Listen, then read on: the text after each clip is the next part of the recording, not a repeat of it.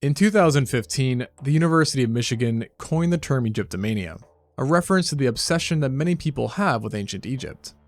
Such an obsession is actually rather understandable, as it was a one-of-a-kind civilization that managed to endure for over 3,000 years, making it one of the longest-lasting civilizations of all time. It's typically thought that ancient Egypt began in 3150 BC and ended in 30 BC, following the death of Cleopatra and the establishment of Roman Egypt.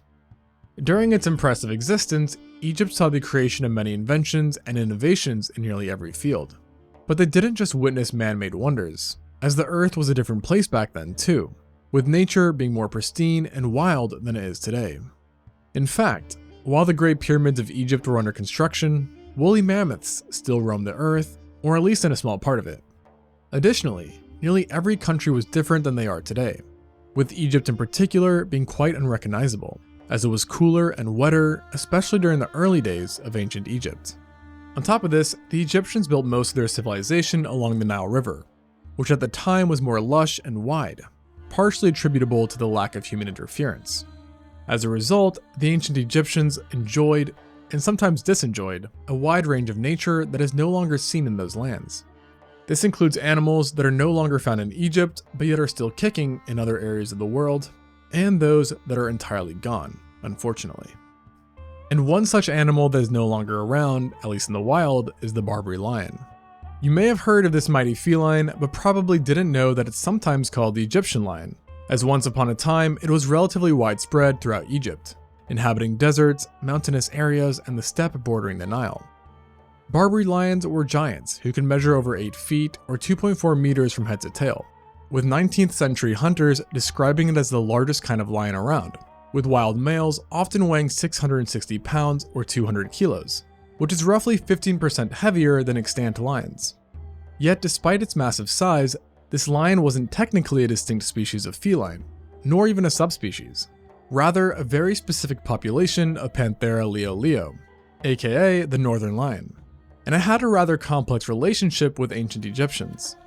For one, as it didn't live directly near human settlements, commoners seldomly encountered this lion, leading to the mystical belief that they guarded the kingdom from outsiders. However, encounters did still happen once in a while, namely through attacks on farmers or cattle, though such instances didn't occur frequently enough to be considered a major threat. And so ultimately, most people never saw these lions, but yet they still understood that they were the fiercest predators in the land who could take down prey much larger than humans, like buffalo, wild boar, and occasionally even elephants.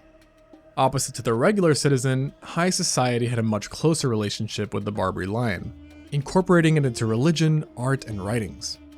Royals specifically encountered them a lot, and often tried to emulate their power and prowess in their own rule over ancient Egypt. During their time of coexistence, it wasn't uncommon for a pharaoh to keep Barbary lions as a pet, or even train them to guard their throne and chariot. Sometimes they were also buried alongside these great lions, demonstrated by a fully grown male that was found in the tomb of Tutankhamun's wet nurse.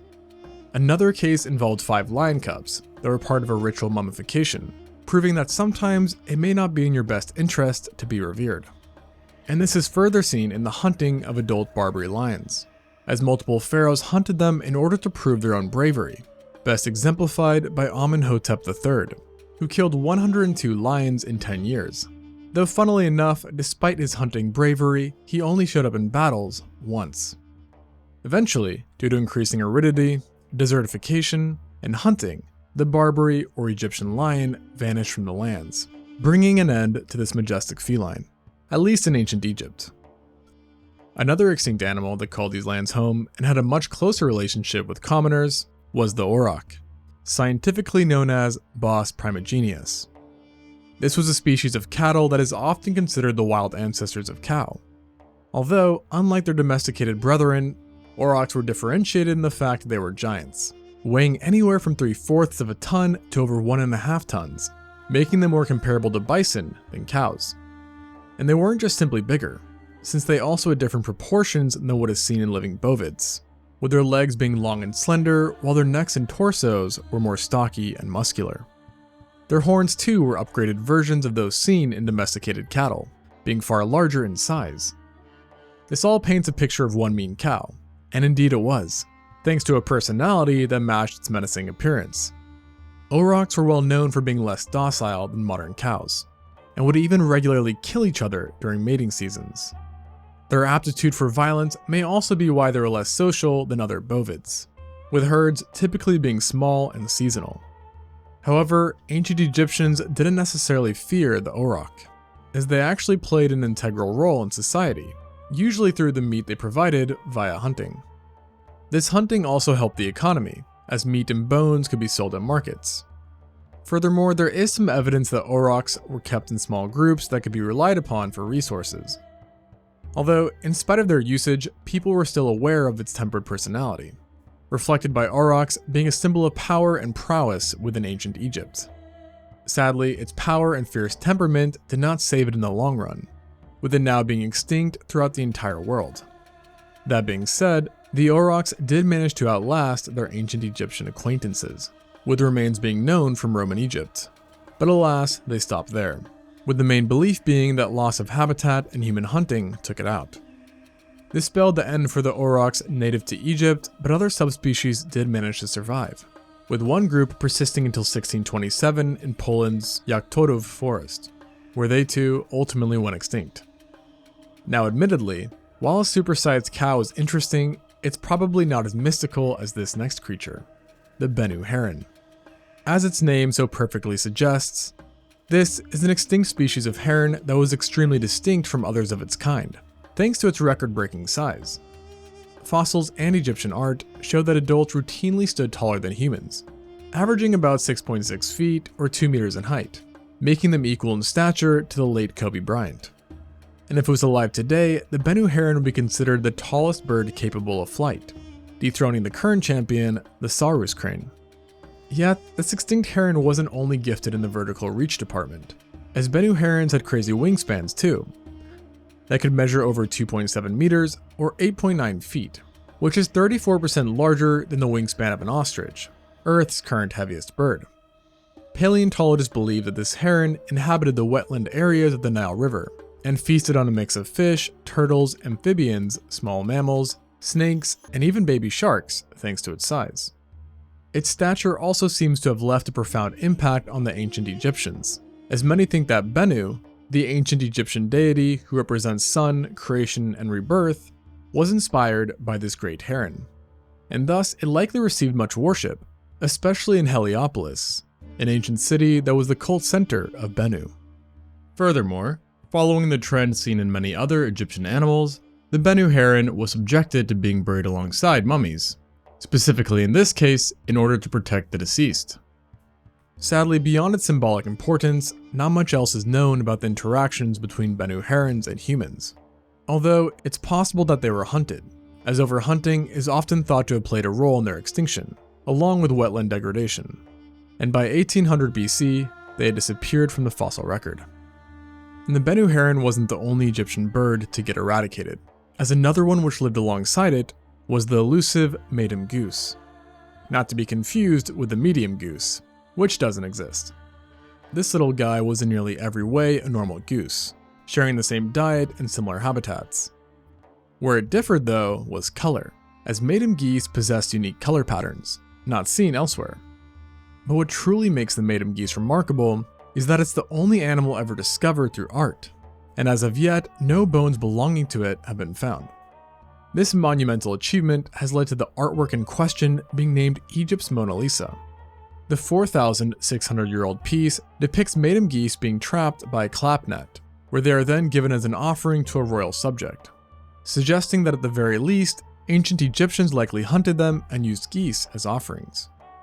There are some ornithologists who believe that it may represent an artistic rendition of a red-breasted goose, but the patterns in the artwork do not match exactly, and this would be a departure from the accuracy seen in the other animals displayed in the piece, leading to the idea that it likely was a different species. Understandably, because we only have this painting, not much more is known about the maiden geese, but its method of discovery remains quite nifty. Despite the apparent trend that every extinct animal was admired to an extent by ancient Egyptians, there was one that was not as appreciated, and this was the North African elephant. This trunked mammal was a subspecies of African bush elephant, who is much smaller than other subspecies, with fully matured adults being more comparable to Asian elephants than African ones. Although similar to their family members, these guys did have proportionally large ears and concave backs, giving them a distinct appearance. In the early days of ancient Egypt, they could be found throughout the kingdom, within grasslands, savannas, forests, deserts, swamps, and highlands. Such a diverse list of habitats may sound impressive, yet North African elephants were never particularly common in ancient Egypt, having experienced years of population loss beforehand, which ultimately led to them not lasting long, and by 2900 BC, they had fully vanished from the area that makes up present-day Egypt. Their extinction may have been exacerbated by people, who, while living alongside them, despised these elephants with a passion, as they regularly consumed their crops. Moreover, while they weren't necessarily giants, they were still elephants, and so adults were still bigger than your typical mammal, and herds would unintentionally destroy small structures and agriculture when simply moving around. This led ancient Egyptians to forcefully drive elephants out of their natural habitats, or just outright kill them. Their precious tusks didn't help their cause either, as the Egyptians prized ivory for their use in carvings, thus leading to more killings. And there is some loose speculative evidence that once in a blue moon, they were also kept in training camps, which definitely couldn't have done their numbers any good. Following their eradication from Egypt, these poor elephants would still find themselves pestered in areas they remained, like Eritrea, as they were killed by pharaohs during hunting exhibitions, with one hunt alone claiming the lives of over 120 elephants. They were also simultaneously used as pets, kept at zoos, and sent to war. Yup, you heard that right, the North African elephant was used for war, with the Ptolemaic dynasty in particular having extensively utilized them for battle. Naturally, being used in war didn't help their already hampered numbers. Nevertheless, they still persisted, until that is, the 4th century AD, when Roman imports of these elephants for usage in games and circus took a toll far too heavy, bringing them to their final demise. Hippos, which called ancient Egypt home too, also received rough treatment from their human counterparts. Yet fortunately for them, the population that inhabited Egypt was made up of the same subspecies that is still seen throughout Africa today, meaning they're extinct only locally in Egypt. And like the northern African elephant, these giants, and sometimes chaotic creatures, enjoy damaging crops, thus angering humans. Yet they also took it a few steps further, by attacking boats, mauling people, killing livestock, and just in general causing havoc. Apparently, it was such a problem that even pharaohs got involved, sometimes unwillingly, as Narmer, the first pharaoh of Egypt, kindly demonstrated, as in his 62nd year of rule, he was carried off and subsequently killed by a male hippo. Evidently, hippos and humans didn't get along in ancient Egypt, leading to targeted attacks on hippos. The desolation of crops by hippos was actually so bad that early pharaohs wound up spending a lot of resources on the extermination of hippos, and focused on driving them out of the marshes, which they successfully did. The survivors of the onslaught took refuge away from civilization in Upper Egypt, but yet still remained targeted, with later pharaohs routinely hunting hippos in ritualistic ceremonies. Miraculously though, in spite of ancient Egyptians' best efforts, hippos managed to outlast them and every other animal featured on this list, with herds actually surviving in Egypt all the way up until the early 1800s. Clearly, Egypt had a lot more nature back then compared to now. And that's not to mention the host of other locally extinct animals that I didn't have time to mention, such as giraffes, spotted hyenas, addax, and baboons, amongst others, all of which helped make ancient Egypt one interesting place. And that about wraps up this episode. But 2 quick announcements. The first one is that I'm thinking about launching a website for ExtinctZoo, which ideally will serve both as an educational website, but also as a little corner on the web that ExtinctZoo can call home. So with that said, I'd love to work with a web designer or developer who also has a passion for extinct animals and paleontology. So if that sounds like you, send me an email. And the second announcement is for all of you multilingual folk out there. I've said this before, but a big goal of mine for ExtinctZoo is to make educational content that's accessible to people around the world. And so, if you speak another language and are interested in helping me bring ExtinctZoo to your country, send me an email at extinctzooprod@gmail.com. I'll put some more information in the description about that as well. And actually, quick update on that.